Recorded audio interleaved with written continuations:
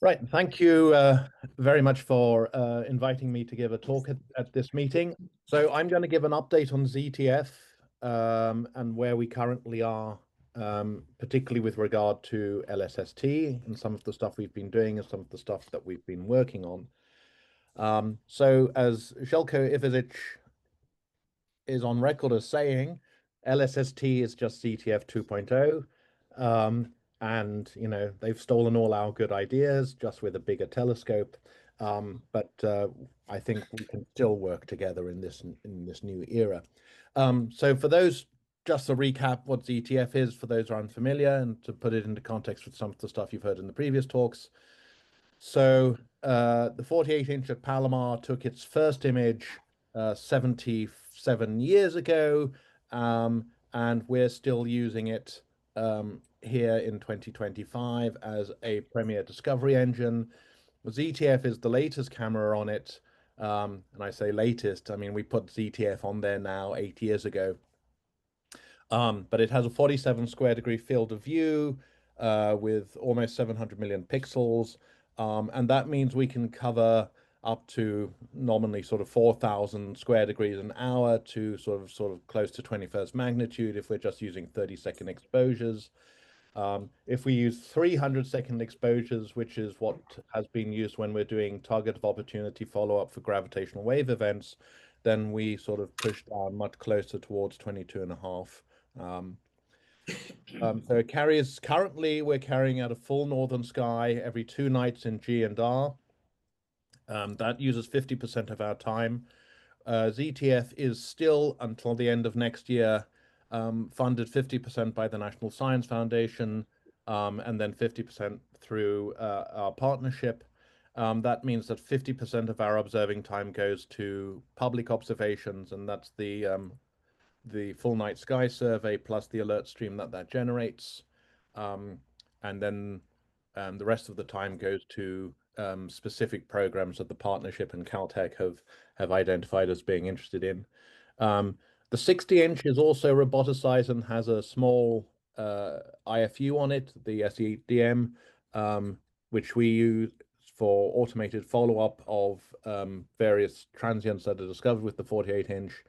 And then the 200-inch has a new spectrograph, the NGSP on it, which we are heavily using as a bigger follow-up thing when we don't have the 60-inch available, or we need to go deeper. But that's not roboticized yet, but we're hoping that they're going to be introducing Q scheduling for NGSP, which would then mean that we can integrate it more seamlessly into the time domain environment up there on Palomar.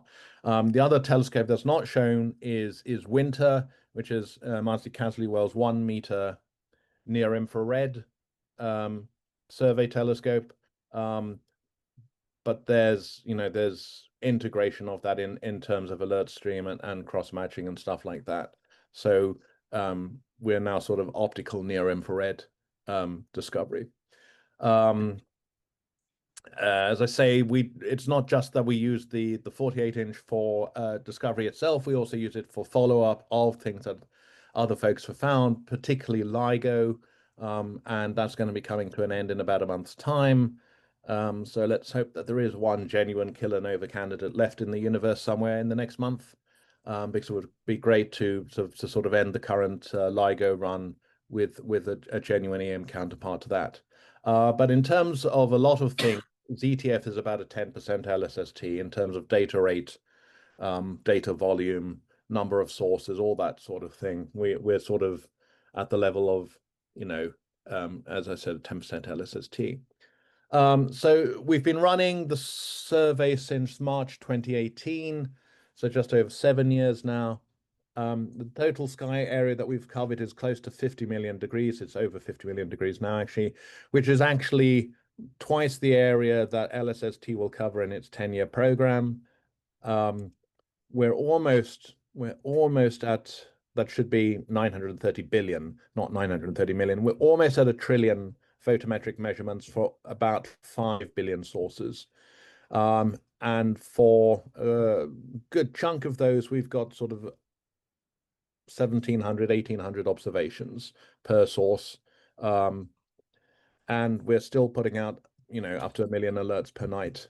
And we've put out over 800 million alerts. So we've got a really good data set that we can use to figure out what it is that people are interested in through our system. No one follows up all 800 million. In fact, it's probably likely that it's closer to 500,000 people are genuinely interested in. But our sky coverage is great above deck of -30. And so that means that we've got a really good overlap region with Rubin in that -30 to +30 equatorial band. And that will be the focus for going forward. In terms of alerts, I say, we've generated over 800 million, and those are all 5 sigma difference image detection alerts. And we have evolved our system going forward. Some of you may recall that we used to do just report regular photometry in the alerts. But as of last year, we switched to forced photometry difference results in the light curves, which lined us more up with what Rubin were proposing. I would say and then we also have this internal brokering Marshall system called Fritz. And it turns out that of the 800 million we've put out, about 500,000 have been deemed interesting in the sense that they've passed a filter that someone has defined. So really, in these millions and billions of alerts that we're sending around, it turns out that it's probably about 1 in 1,000 that is actually vaguely interesting to someone, and then there's a huge filtering process that goes on thereafter. And we've been doing some internal work on what is interesting and what people are filtering and what passes. And it really is a very small subset just of even the stuff that ZTF finds. So I think this is going to be an interesting exercise going forward with Rubin, just to see, of the 40 million that you're going to find a night on a really good night, you're probably looking at 40,000 that may be scientifically interesting in the first pass, and an even smaller number as you go further down the thing. So that there's an interesting problem there about why are we all panicking about follow-up, and we really should be putting all our effort into figuring out what is the most interesting, rather than having capability just to chase anything. So Kowalski, as you may recall, is the system that we use internally. It's our internal infrastructure that Fritz is based on. It receives the alerts, it does the spatial cross-matching with archival catalogs, updates full life curve for each object. We can run machine learning models on the alerts, and we do have a suite of automated detectors for different things: SN score, SN1A score, SN2 score, TDE score, and the moving object pipeline for identifying streaks, all well-defined, well-trained deep learning modules of some description, and then user-defined filters, and then sending filtered data to Sky Portal and Fritz. We have automated systems in place now as well. We've taken humans out of the loop where possible on some things. So BTS bots will do the full automation cycle from discovery with the 48-inch, identifying a candidate, putting it into the queue for the 60-inch. The spectrum is taken, the spectrum is reduced, analyzed, classified, and if it's a 1A, it gets reported to DNS straight away. And I think we've managed to do a full cycle of that in under an hour. But we've done a couple of hundred of those reports now, just all fully automated, no humans in the loop at all trained systems. And BTS Bot Nearby is doing similarly. We've been able to do swift observations 6 minutes after their initial detection with ZTF through those sort of systems. So these are really good. They mean the grad student doesn't have to look at uninteresting things a lot anymore. We can just have bots doing that for us instead. So with Rubin, we've upgraded our infrastructure, and I'll talk about that in a minute. And that's going to be feeding. What we're going to be doing is sort of joint ZTF plus LSST into this new infrastructure called Boom, which has been largely designed by Theo Delaz. and that'll feed our broker Babamol, and then it'll also feed a Sky portal outward going. So Babamol's the sort of more API side. So why did we re-implement? Well, everything we had was designed for the ZTF volume. We obviously need to up everything by a factor of 10, and everything was designed internally for ZTF almost 10 years ago. So it probably was time for an upgrade. Because there are newer things coming online. The current filter building we had wasn't as user-friendly as it could be, because you needed to know MongoDB query structures, really, because we use MongoDB as our backend, and we'll still be doing that. And there's a constant cross-matching, which was putting a load on. So our new system is Rust-based, which lowers memory and CPU usage. There's a greater parallelization, which would give us a lower latency as well, which is all good. It's very modular, so we can drop things in as they need to be upgraded, or we add new. And it's distributed to an extent which gives us, make sure we don't have any single point failures and things like that, which was an issue with our existing infrastructure. So this is just a schematic of what we're doing. It's very much like we've had before, but the idea is that because Mansi is also involved with Roman, and as I said, we've got winter and things like that. We want to be able to put several surveys into this type of infrastructure. So we're looking very much at a sort of MMA type scenario now. So it'll be driven by ZTF and Rubin, but there are other things in there going on as well. So we want to be able to do those. And then we have various components. We're still, reliant on Kafka for doing the alert distribution, and we're still reliant on MongoDB as our backend database. We actually haven't found anything that works anywhere better than that. You may have seen a couple of papers on arXiv about Apple Cider.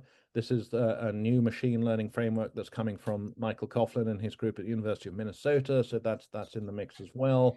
So we're much better at identifying our things and doing follow-up on that. New versions of a lot of the same is what I would say. With this, however, we can successfully process the ZTF and the Rubin alert stream. We've certainly simulated that, and at scale. And what will happen is that every new ZTF alert that's taken will be cross-matched with the LSST alert-based object collection that we're maintaining internally. And future iterations will be allow for a more sophisticated cross-matching where you can do position, time, and brightness. And we have demonstrated this with a ZTF plus DECAM. So we had ZTF alerts and we had DECAM alerts, and we found earlier this year that there was something from the DECAM stream. Then we got a ZTF hit with, and then continued following with both. So that demonstrates that there will be Rubin alerts, which will be detected first of all with Rubin, or there'll be alerts that transients that are first detected by Rubin, and then as time goes on, we'll get in with ZTF as they get brighter, and then we'll be able to hit at a higher cadence with the ZTF. Filtering. Most brokers sort of offer static filters that one can use downstream, or a limited filtering from a web app, or you can write your own Python code. What we have found in analyzing the user patterns from, as I said, our 8 years of usage and our 800 million alerts, is that most users don't want to learn complex syntax if it's not Python, and they're not really particularly happy with writing Python syntax at that. So we've developed a UI web-based no-code tool. You just need to know what the structure, or you just need to know your data product and what the apparent fields are. And the idea is that we're using that now in the new Boom system, and you can share blocks between users, and we can do an analysis and identify the most common blocks and pre-compute those. And then Babamol itself, as a broker, will offer a number of phenomenological filters on the alerts. Just, is this bright? Is this blue? Very, very simple things. Because again, from our analysis, we found that that's basically what a lot of people are doing as a first pass triage on a large alert stream, rather than I want some complicated thing that I want to fit a particularly performant model onto. And the aim is to serve a number of those community driven. So ZTF LSST synergy has already happened. in the sense that between June and September of this year, whilst LSST was in its science validation phase, we were doing a nightly shadowing of the SV region in real time, or at least on the same night in GNR. ZTF alerts from those observations were released in real time, and the imaging data and light curves from those will be released as part of our next data release, which is going to be in January. So we were very happy with that, and it helped us kick a lot of the tires on the system. Separately, Babamul has been receiving the sort of ZTF alert stream, the LSST alert stream as well, for internal technical working, as all the other Rubin brokers have been, and we're happy with what we can do internally. I think we're definitely ready for the full turn on of the fire hose when it comes. So the plan for 2026 is that we are going to do with ZTF nightly GRI coverage of the Rubin footprint. Well, what that means is that once LSST is fully operational, properly operational, with a stable alert stream, we will be committing our public time to doing a nightly GRI coverage of the footprint visible from Palomar, and that's using ZTF Grid 1. And this is exactly what we did with the science validation. This is the best thing that we think is we can achieve with this. There will be a joint alert stream that we will be putting out for alerts that are detected in ZTF and LSST, similar to what we've talked about. And as I said, this base set of filters characterizing events. And we've demonstrated with our new boom architecture that we can, if Rubin increased their alert rate by at least a factor of almost 3, we could still cope with the throughput. So we've got no concerns about bandwidth or throughput on what's coming out. We can believe that's okay. One of the things we are still interested in, however, is this faster inferencing. And you know, the LSST delivery rate is about 300 inferences a second that we know we require. Matthew, the time is up, so if you could wrap it up. I'm just finishing up. So fast inferencing, I've shown this before. We're very interested in this still for lightweight stuff. And we're also interested in taking humans out of the network. Again, this is stuff that we've been thinking about, and we're making progress on. This is sort of the expansion of the BTS bot stuff. And then finally, the ZTF archive, we're doing force photometry at everything. So we're going down to at least 22, maybe closer to 23. And these data releases will be coming in 27 and 28. One of the things that is really important that's come out of some of the Rubin working groups is that they want long-term baseline light curves against which to compare things. And ZTF has the data for us doing that. So this will be a useful thing for going forward. So thank you very much.